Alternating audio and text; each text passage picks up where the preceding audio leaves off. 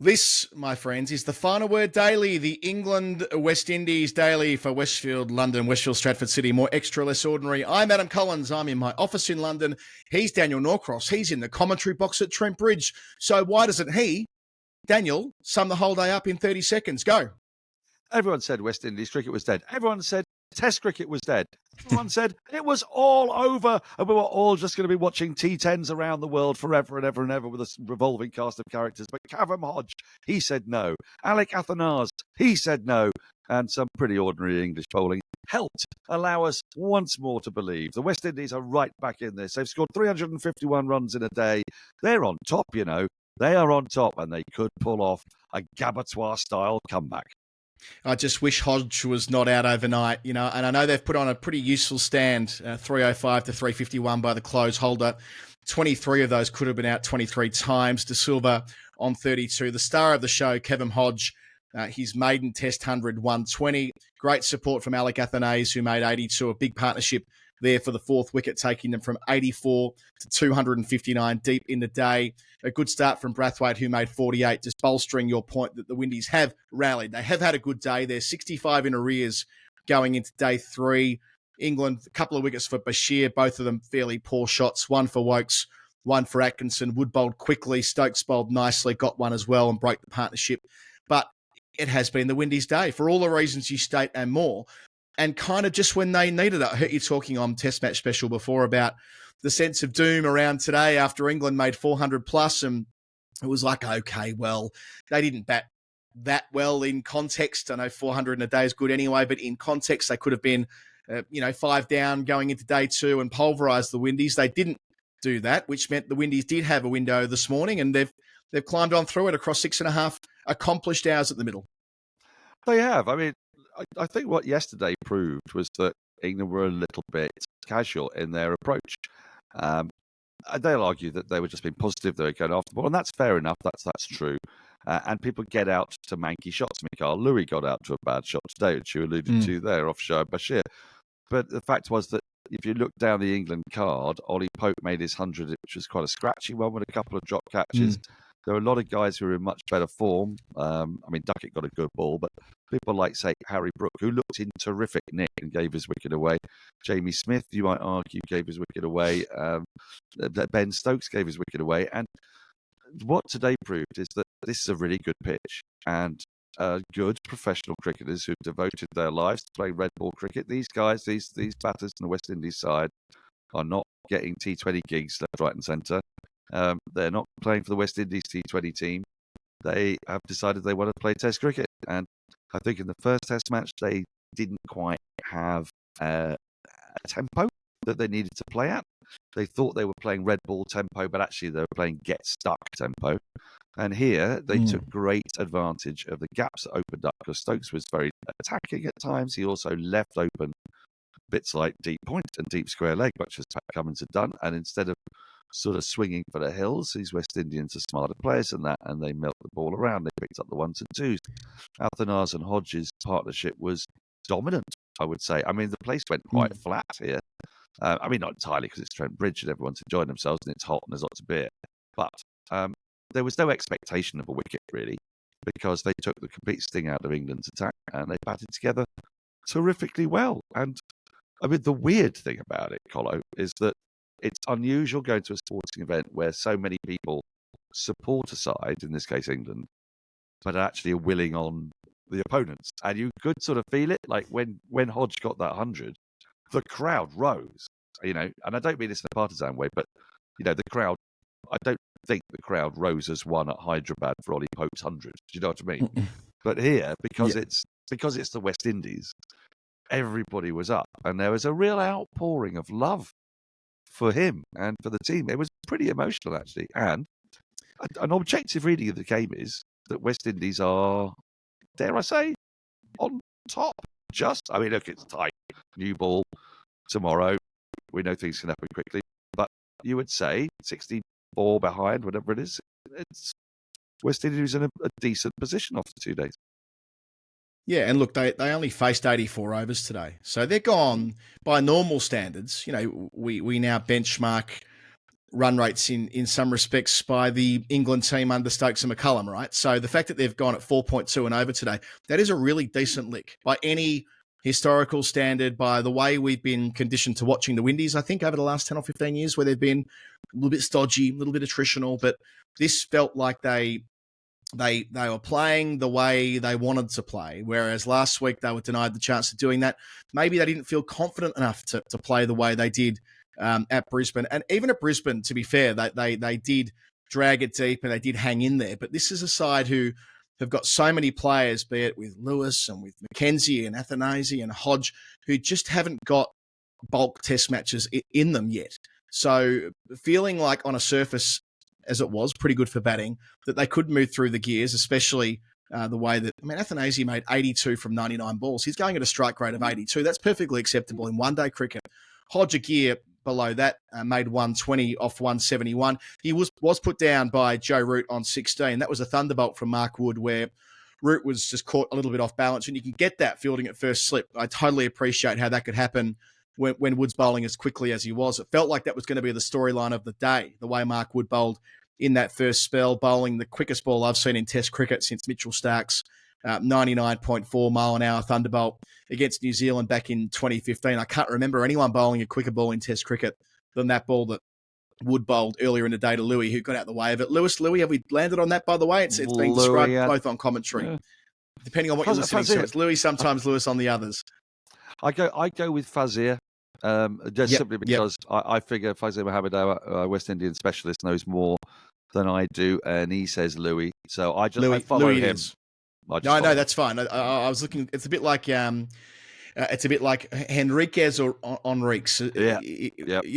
You wanted to get it right, but so many people divide on this. Anyway, Louis was the one who got out the way of the short, quick one earlier today as part of that ridiculous spell from Wood that looked like it was a chance of taking a wicket any ball, as it was later in the day as well. He goes off the field with what looks to be a hamstring twinge, or maybe a bit of cramp. We haven't heard anything as yet from the England camp, or at least not that I'm aware of, but that was at the end of the sixth over of a spell. They'll call it 2 overs from one end, 4 overs from the other, but essentially a 6-over spell late in the day. That's not really what Mark Wood ideally is there for.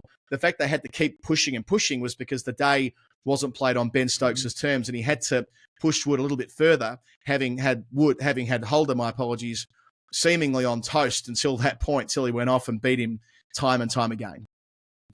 Yeah, it was an incredible spell of bowling, really, from Wood to get nothing from it. In a way, it was a bit too quick. The batters were so late on their shots that when you actually saw it from side on with slow motion, you realise that actually he wasn't that close to the outside edge at all. You got a kind of false impression looking. We have the best seat in the house, don't we, when we commentate? And you would see the shot, you'd see the bat, you'd think it was passing close to the ball, but actually they were just done. One of the fastest overs ever bowled since they recorded these matters. The one that got up to 97 miles an hour. It had that feel a little bit like we had at Headingley when Wood broke the Ashes apart last year with Australia 2-0 up and Khawaja going well, and then suddenly came on and burst through his defences, and suddenly everyone's sitting up and taking notice. But I thought they gutsed it out really well. In the midst of all that, there was also Jason Holder playing what Andy Zaltzman has established as, he hasn't described it as this, but I will, as simply the filthiest and luckiest knock ever played by anyone up to the first 60 balls. He played and missed 20 times. He's basically playing and missing every third ball. I was on commentary for a lot of it, and it just kept on going, whoa! Because it just kept on happening. And on top of that, there were 5 edges. At the end, he was nearly out caught assaying a pull off Gus Atkinson. He's been really fortunate, but he's gutsed it out. He hasn't given it away. If he was going to get out, he was getting out to a defensive shot until that last over. And that's been, I think, the difference between the two teams yesterday. I think it's reasonable to say that England, there'll be 6 or 7 batters that will be genuinely disappointed with the way they got out yesterday. Today, Mikael Louis will be unhappy, I think, really. But other than that, Craig Brathwaite was bounced out. Good bowling from Atkinson. He also showed a lot more intent. Craig Brathwaite, his career strike rate is 40, and today he was striking at 66. It was almost like they'd discussed this and said they've got to. I think the pitch helped slightly because there's some pace in it. The ball's coming on. And that helped make Wood look really spectacular, but it also helped the batters get bat on ball, get value for their shots. It's a lightning fast outfield. It's a very small outfield in places. So boundaries were raining down without you having to really heave yourself off your feet. And it was actually a really entertaining day's cricket.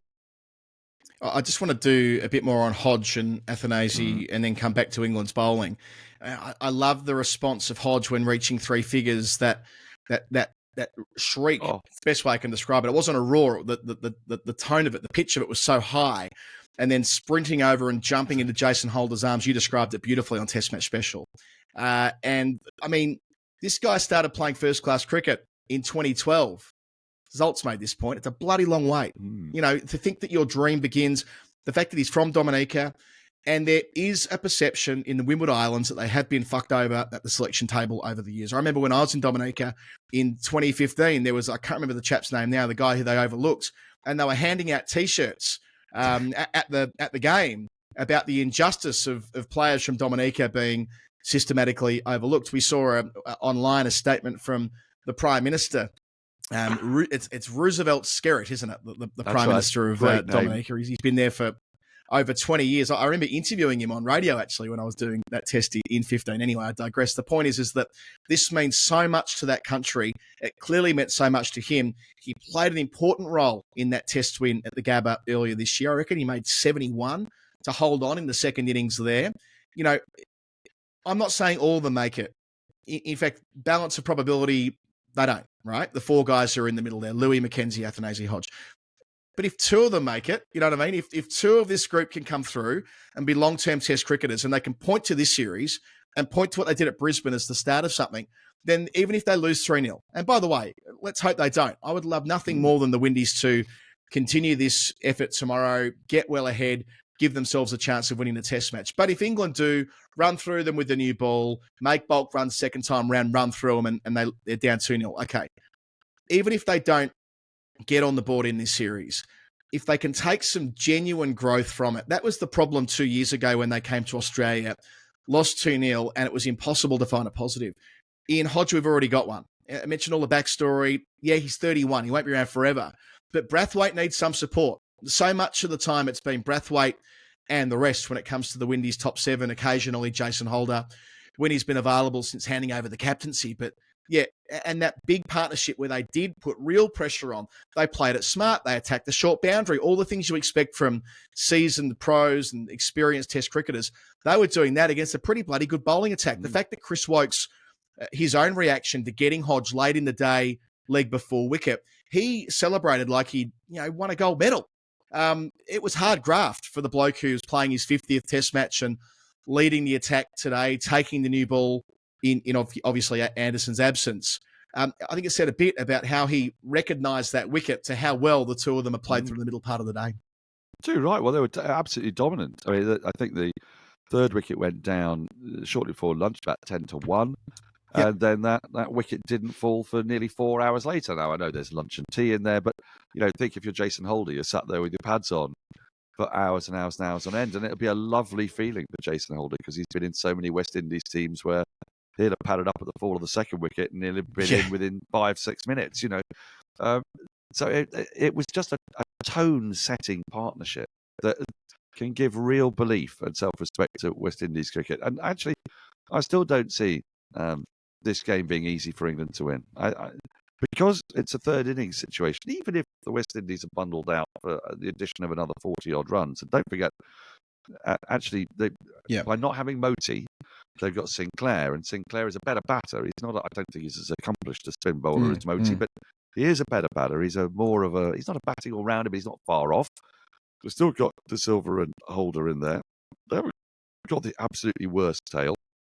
So they're not gonna be bundled out for less than parity, really, or around parity. At which point you've then got yourself a single innings game, and England are very keen to get on with things, and I think West Indies won't mind them being keen to get on with things because that will play into their hands a bit. They might give some false shots, and the West Indies are set 350, 400. yes, it's a far-fetched idea that they'd win, but I tell you, there's nothing wrong with this pitch. There's nothing going up and down. There's not a lot of spin in it. I once you batted like this as well, you're going to believe. And just lastly for me on Hodge, I actually found it quite emotional. I mean, on commentary at the time, there was something about the celebration that sort of screamed, "I told you so. I know I can do this." And when he leapt into Holder's, I mean, Holder is so huge, and Kevam Hodge is really suddenly made to look so little. You realise, there's a seniority thing going on here, but these two guys are about the same age. And Hodge had just been denied his chance, and never got round to it, and then he's done it in front of a full crowd. That has got to give belief to the West Indies batting side, and it is, let's face it, their batting side. And don't forget the other thing, quickly, last thing on Hodge, sorry, picked up 2 wickets the first innings. He actually, they needed him to bowl. When Shamal Joseph went off injured, they needed him to do a job, and he got lucky with one of the wickets. Stokes scored a deep mid-wicket, but he didn't bowl badly. He was actually handy. He's a really handy-looking cricketer, and you sort of think, how come I haven't really known about him? And Athanasi, who we know a lot more about because we have all been part of the hype train with him in the last 12 months. First time he's passed 50 in Test cricket, you know what I mean? Like, let's just, cool down a little bit here, but it's good. Like, it's good that there's a guy who doesn't hurt that he's got a distinctive name, right? It doesn't hurt that he's got a lavish bat swing. It doesn't hurt that he cuts up really nicely on social media. That 1 foot off the ground cavalier cut shot at one point today did the rounds pretty quickly. That quintessential Caribbean flair, if you like, and that kind of thing. So one to watch, hopefully, for the future there as well. Just quickly on England's bowling attack before we push on into the Hall of Fame and all the rest of it. Shah Bashir, 2 for 100 from 23 no maidens. Both wickets I felt were poor batting. Louis that was shit batting, actually, to be fair. Yeah. I mean, you can't two balls especially in a row. The ball before, Colin, I mean, once you've got away with that, that should be like a little note to self. Part of it felt to me was there's wood at the other end, and I want to take the runs when I can get them. That's what it felt like, And Mackenzie's was a little better, getting caught at mid-on at the time when you need to be sort of considering your options just before the lunch interval. So he's gone around today, wasn't able to build dot ball pressure. That's just one to note on the way through, although acknowledging they only bowled 6 maidens on the whole day. Such was the way that the Windies batted. Another marker last week at Lords. England bowled a lot of maidens, not quite so many today. Atkinson, 1 for 77, but did get a ball to rise viciously to Brathwaite to get his wicket. He'll get a lot of those in Test cricket, I suspect. And yes, the aforementioned wicket for Wokes. Wood goes wicketless, but, he won't play every week this summer. He might play 2 or 3 Test matches. Let's hope whatever he went off for this afternoon was precautionary, because when Mark Wood's playing Test cricket, it compels you to watch. It really does. I mean, everybody was on the edge of their seats when it happened. And you just know when you're commentating as well. I mean, you know this really well. Suddenly, your eyes are on stalks. Because a lot of balls, you do a lot of balls in a day. And it's, in comes Wokes, deals back of a leg, played out the offside, no run. Suddenly, when Wood's got the ball in his hand, it's like, oh my God, I've got to really concentrate here. Because you don't know what's going to happen. And he gets movement, I mean, there are some deliveries he bowls when he goes a little bit wide of the crease and he angles it in and then it shapes. This is not straight up and down. My concern slightly with Atkinson, he's early in his career, is I don't quite know what he does with the ball. If he does anything, he nips a couple back in and the odd one jags away. But with Wood, you get exaggerated movement and it just describes a beautiful arc, doesn't it? And it really gets you excited. There's something a bit sexy about it. But yeah, look forward to tomorrow. I hope he's going to be fit. If he's not fit, I tell you, the Windies are right in this, because Stokes put in a decent shift today, but he was clutching his ankle every now and then, just having a little feel, because he won't have bowled really, really long spells. Done a bit with Durham, but not in Test matches, not that intensity. And Atkinson is inexperienced, and Wokes is not bowling at top pace. By far from it. I think it was one of his slowest Test matches, I think Andy Zaltzman told us. So, Windies are in with a really good chance here. That's a nice place to take a break, and we'll return on the other side with the Final Word Hall of Fame. It's the Final Word Daily, and we have the Hall of Fame brought to you by Westfield London and Westfield Stratford City. All right, let's give this a go, Daniel. Reading is tough. All those big words, the risk of paper cuts. And if you want to do it in public, people probably think you're only doing it to seem interesting. But what if you could read with another part of your body and mitigate some of those risks? Well, with BookBeat and Westfield Club, you can. Westfield Club members can get a 3-month subscription to BookBeat, the hottest new name in the audiobook game. That's where we're going. And access their library of more than 1 million audiobooks right away.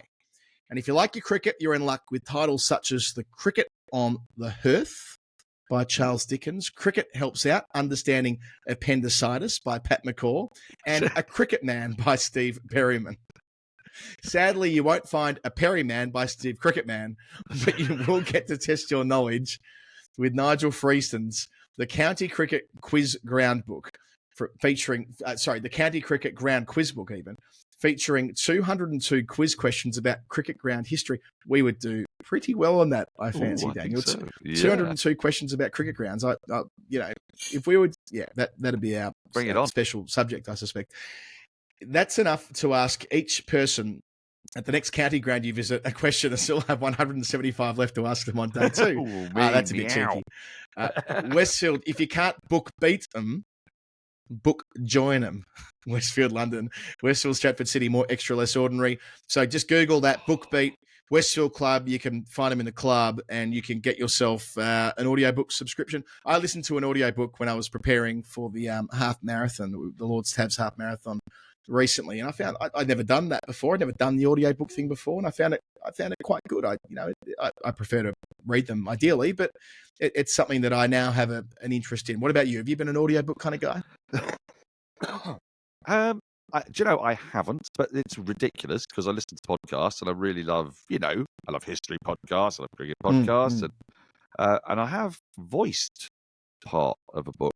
I had to do The Wit of Cricket by Brian Johnston's son, Barry, which is, tales from TMS and whatnot. And I sent him a bunch of stories, and then I went in and had to voice it. And you feel so self-conscious. It's really weird. So, I take my hat off to all the people who actually sat down, because I only had to do, about sort of 6-7 pages. There are people who do their own book, and they sit there and they do like 350 pages of a book. So also, I think I should get more into audiobooks just to hear the performance. Because surely they're going to get knackered at some point, aren't they? Well, my mate Reece Muldoon. You've had nights on the tiles with Reecey baby. He voiced Warnie's book, the one that Mark Nicholas wrote. I don't know how many years ago now, 4 or 5 years ago. And Reece is an actor, he's a performer, so he really lent into the role. And he was mates with Warnie, so he was able to do a few of the voices and all that. And anyway, it is a thing, and it's all there at Westfield. Your final word Hall of Fame moment of the day, Daniel, from there at the ground at Trent Bridge. Well, I'm sorry because we talked about it a bit, but I'm going to do it. It's the leap because it came as such a surprise. Yeah. And this is a bit selfish of me, I guess, because, we've all called hundreds before. And what you're looking for is much of the same things. The punch, off comes the helmet, the this, that, and the other. Sometimes the kiss of the ground. What I was not expecting was what looks like the end of the Railway Children. Daddy! He leaps up into his arms. And it was like, oh my God! It takes you so by surprise. It was like, I can't really see beyond that. Maybe you can remind me of something you saw. I don't know, but that was a killer moment. Yeah, no, it was, and just to go back to your commentary on it, I was out and about having a gallop at the time, and heard you call that bit. You had to stop and pivot. You couldn't just call it the whole way through because it was like an unexpected bit, the big leap into the arms and all the rest of it. So well done on that front. I like the response of Hodge when Athanasi was sitting in the helmet.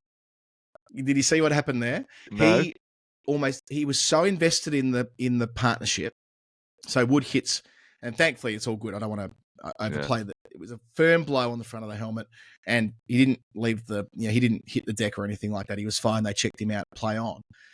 But the way that Hodge threw his head back in despair, he was riding every moment with his batting partner. Like, talk about being totally in sync, totally engaged with the task at hand. I thought that was a good sign of where Hodge's head was at as well. Ideally not in the line of the ball, but philosophically at least, he was marching to the same beat as as his partner, and thus they went on to make that huge partnership. And I always like a prime ministerial statement. It was so nice. And I've always got a soft spot for Dominica as well. It's the first test match I covered in a commentary capacity in the actual flesh was back there in 15. So I remember that week really fondly. I remember interviewing the PM on air. So hearing that he's still in the job all these years later, he's been doing it for nearly 20 odd years now, I think, from memory, the PM there. And that was nice that he immediately, rushed out the statement to say how much it meant to the country. So that was another nice, wholesome moment at the end of a really positive day. Daniel, thank you for stepping through it with me. You'll be back tomorrow with Jeff, and Jeff will be with you as well on Sunday. And look,